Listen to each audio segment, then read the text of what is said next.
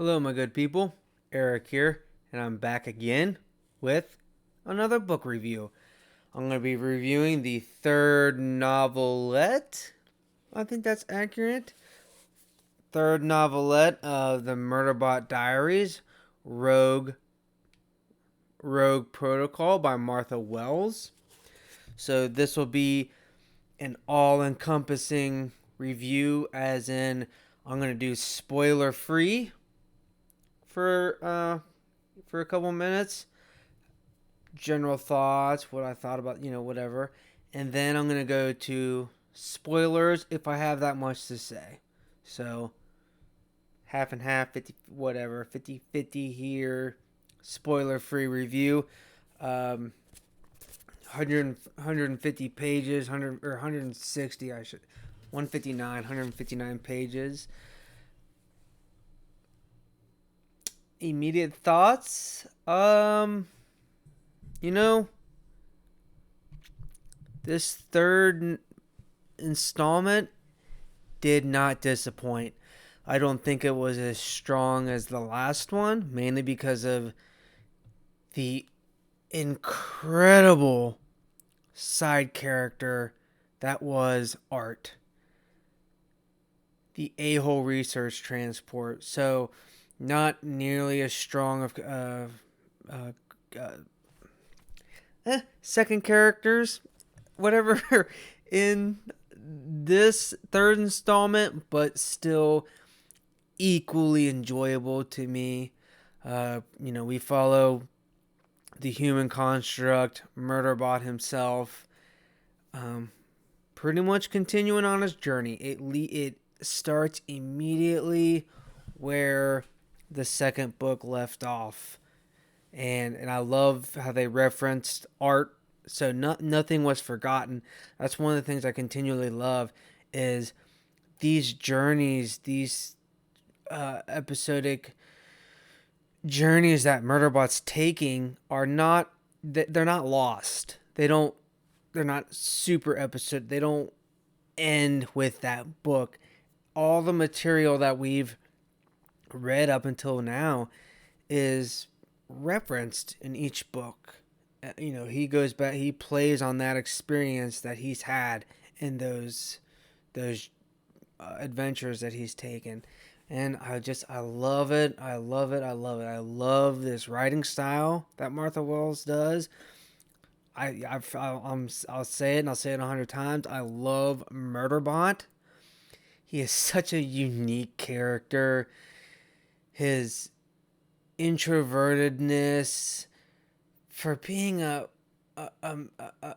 man-made created machine, and his empathy towards humans, which he doesn't like himself, but that's something he struggles with. He struggles with the fact that he feels he has to feel bad for humans. That's his struggle. Not that he does. It's funny. But this Rogue Protocol book, it was good. It was just another check and another another installment in Murderbot's quest to, I'm not even sure what, but do something. His quest to, who I really, at this point, I don't, to continue his journey. Let's be vague here. Let's just, I'm just gonna say that. So, it's still funny, and there's continually new expressions from Murderbot in this series. The journey, the adventure, whatever his mission that he goes on this time, is a different approach than the last two installments. So it's just a breath of fresh air. New characters are introduced, but new characters with new niches, just new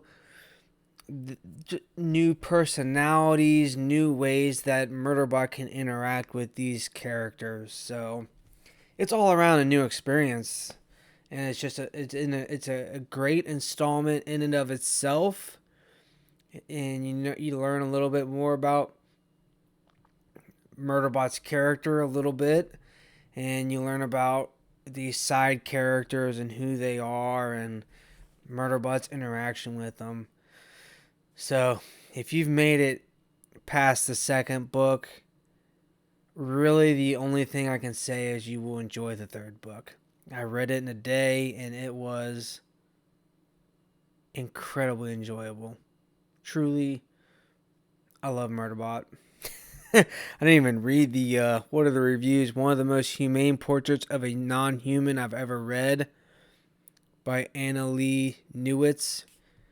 Yeah, that's true. I can't sum it up any better than that. Murderbot might as well be the best of us humans. I mean, his empathy just goes to levels I've never even thought about thinking of. He cares so much for people when he's not obligated to, and it gets him in predicaments, just like we saw the last book. It gets him in these predicaments that just makes it interesting to read.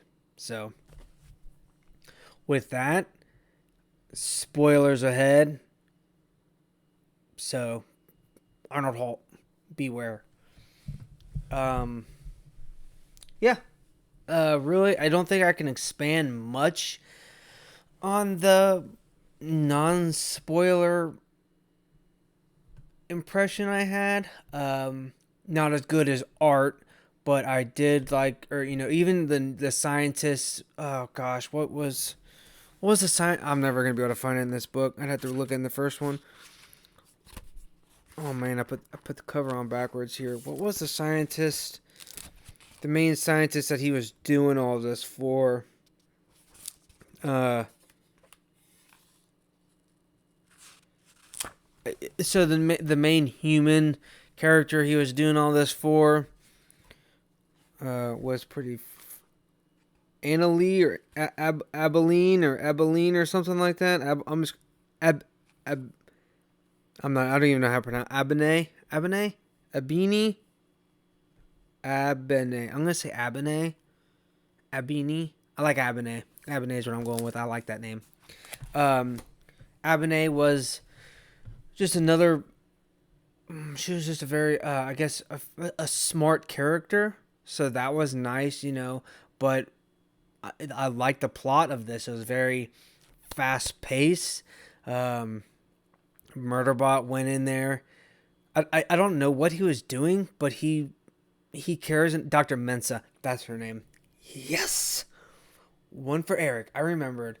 He went in there. He still cares about Dr. Mensa in the first team that we were introduced Murderbot to, and he still cares. And she's going through a bunch of stuff, so he wants to protect her. He wants to find evidence against Grey Chris, and so that she can use against them.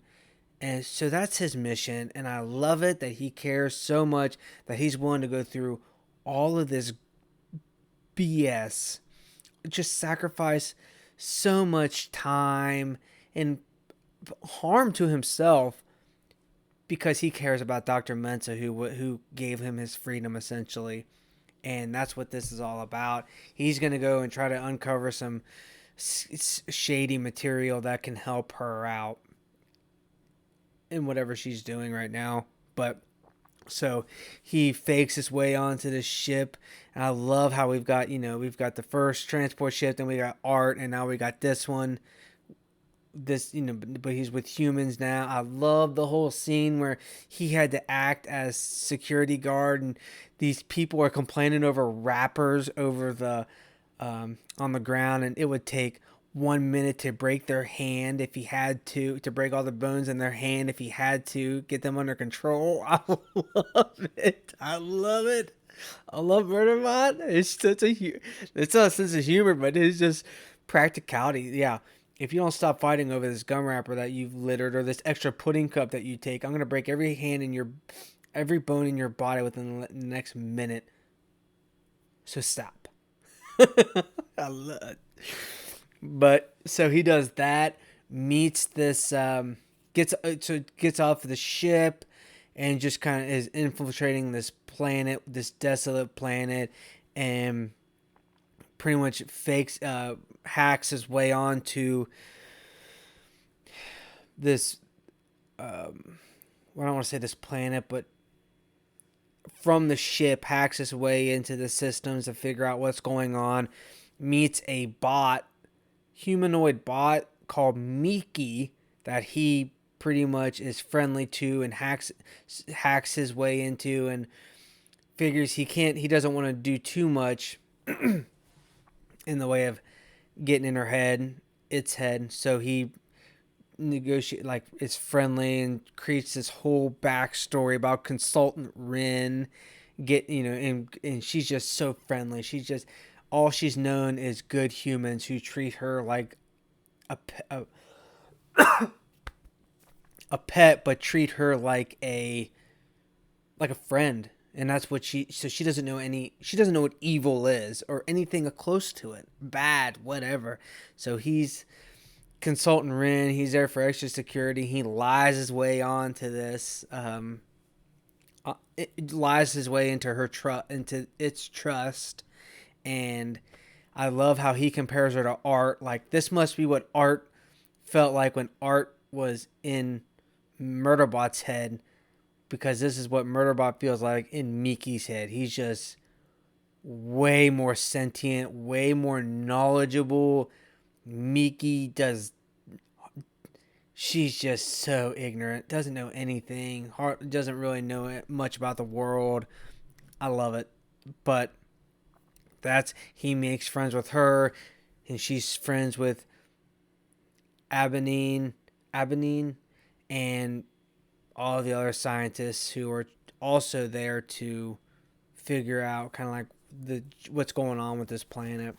So that was just a good plot. I really just the ending, I didn't see that coming with the traders. Like, that was a whole deal where them two, Girth and Wilkin or something, they kind of went in there with a goal, but the planet's not the planet's defense system, but this facility's leftover defense system kind of attacked them, so it made it look like they were good for a while. And in the ending, you just had that just cutthroat plan where they sent Murderbot to his death. But talking about that, one of the Martha Wells is just so descriptive in Murderbot's analysis of the situation. There's a plot hole. I never even thought about it. I don't even know if there is a plot hole, because it all makes sense. It makes so much sense in the writing. She describes so much to us that every decision Murderbot makes, every decision another character makes sense in the story. Like, we know Murderbot to a point now that he would act like that. He even says, as a sec unit, I should act like this. That's what I love. Is so real. It's so real. It's just one of the good things it's such a thing that sometimes you take for granted. I take for granted sometimes, and this time I've really noticed it.